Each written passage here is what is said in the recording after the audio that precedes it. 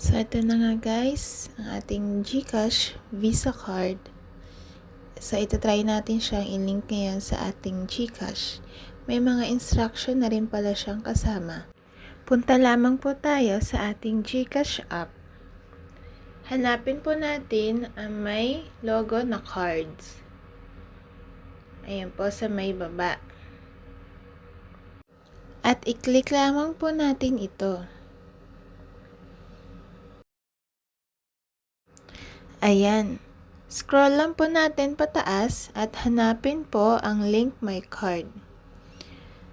Sa mga iba po na wala pa pong card, pwede po kayong mag-order sa mismong GCash app. Click nyo lamang po ang order a card. So guys, after natin maklik ang link my number, ay magsisend ito ng code sa ating GCash provided number. I-type lamang po ang code.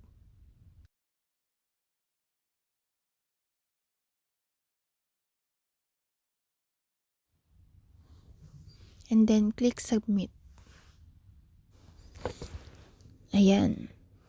And then i-type lamang po ang iyong last 4 digits na number ng iyong card.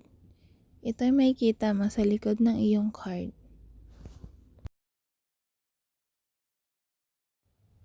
And then i-type rin po ang iyong 12-digit GCash virtual account number. Ito rin ay nasa likod ng iyong GCash card. Pindutin ang next at mag-nominate ng iyong 6-digit card PIN. After mag-nominate, click next. And then ready na ang iyong GCash Visa Mastercard.